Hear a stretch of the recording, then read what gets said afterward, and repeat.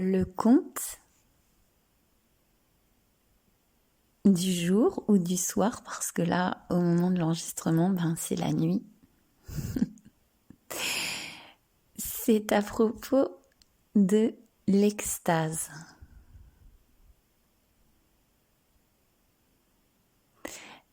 Extase, c'est étymologiquement, ça vient du grec. Et ça signifie Dieu en dehors.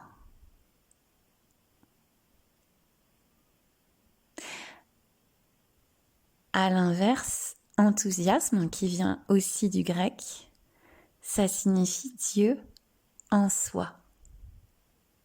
Il peut y avoir d'autres traductions.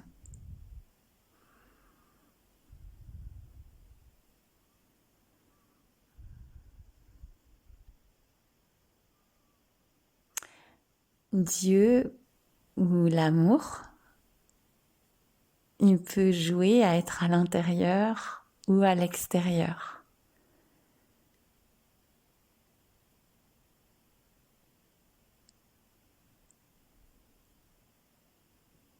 Même s'il n'y a déjà aucun extérieur et aucun intérieur.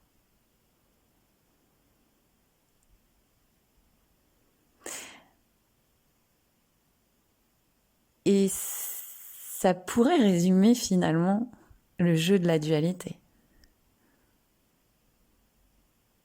Extase et enthousiasme. Mais aujourd'hui, c'est plus l'extase.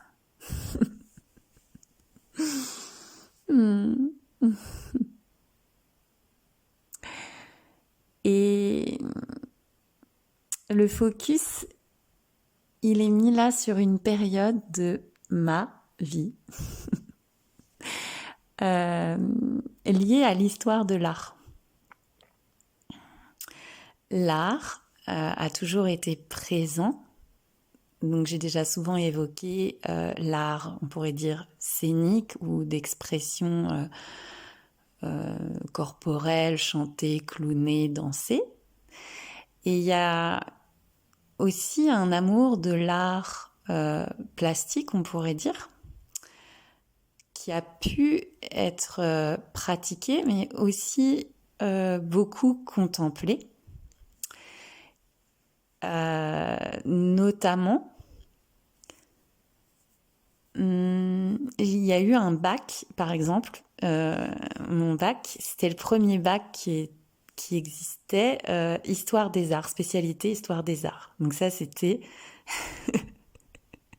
déjà une forme d'extase parce que j'en avais rêvé et hop, c'est arrivé. On était les cobayes, en fait.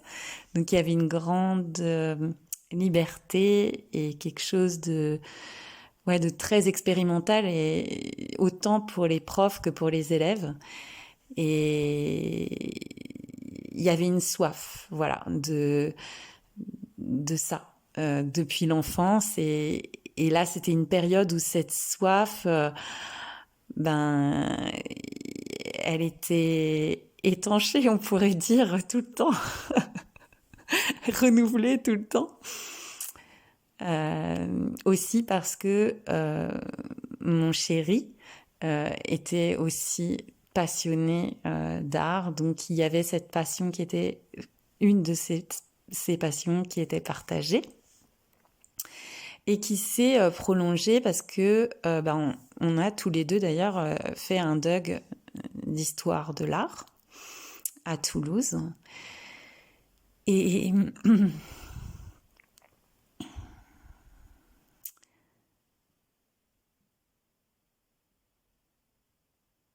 Et quand j'en parle là, c'est du passé, mais c'est toujours très présent. Euh, Dans le sens où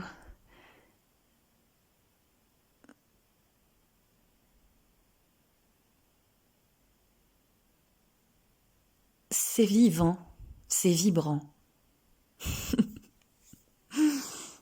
Mm. Mm. Alors l'histoire de l'art en DUG, ça commence par la Renaissance italienne. Et j'ai énormément de gratitude pour les profs que j'ai pu avoir pendant ce cursus. Qui, enfin, pas tous de la même manière, mais il y en avait certains qui avaient vraiment un don de raconter. Et notamment, j'ai envie de vous partager un des profs qui nous transmettait à propos de la Renaissance italienne, de la sculpture, architecture, peinture, et lui-même pratiquait la sculpture. Et ici, il y a une forte résonance avec cet art, la sculpture. Disons que quand il y a rencontre avec des sculptures, c'est pas perçu comme une matière inerte, mais comme tout, hein, d'ailleurs les objets en général, mais vraiment comme l'amour rendu visible. Et à chaque fois, ça vibre très très fort. Enfin, ça fout la chair de poule, quoi.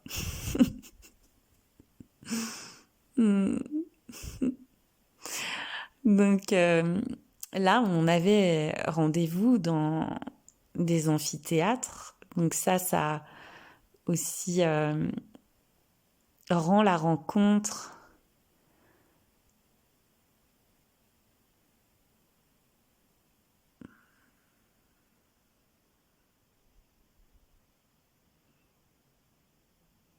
très intime et spectaculaire à la fois.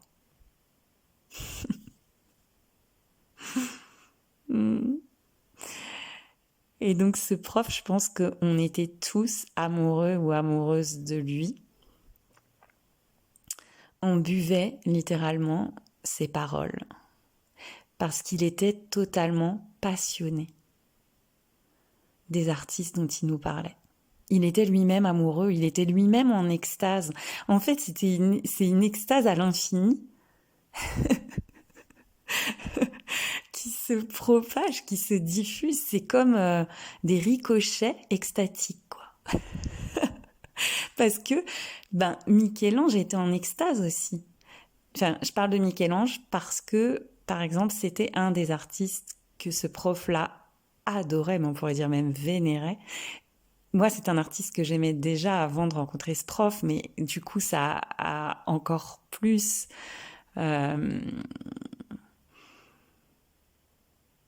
permis à cet amour de s'épanouir.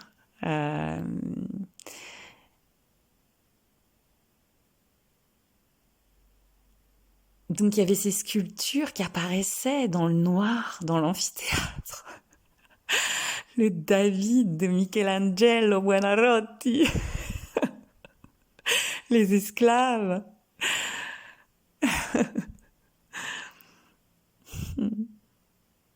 La chapelle Sixtine. Et voilà, il y a quelque chose de l'ordre du génie, quoi. Un artiste comme Leonardo ou Michelangelo, c'est des artistes qui sont complets, on pourrait dire, même si tous les artistes que nous sommes, parce que nous sommes tous des artistes de l'amour, nous sommes tous complets, quel que soit ce que nous rayonnons. Mais c'est vrai que, voilà, c'est quelqu'un qui, par exemple, excelle à la fois dans l'architecture, dans la sculpture, dans la peinture, dans la poésie, ou comme Leonardo qui inventait des, des trucs pas possibles.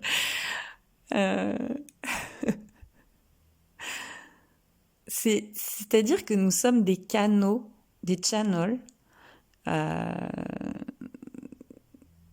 Donc nous sommes à la fois enthousiastes et extatiques. Nous sommes cet amour enthousiaste et extatique. L'amour en soi et en dehors de soi. Lui, d'après les écrits, enfin, Michel-Ange, il disait qu'il voyait dans le marbre déjà la sculpture, en fait, qui appelait. Elle était déjà là. Mais comme le chant, comme le chant, avant qu'il apparaisse, timbré par les cordes vocales, il est déjà là.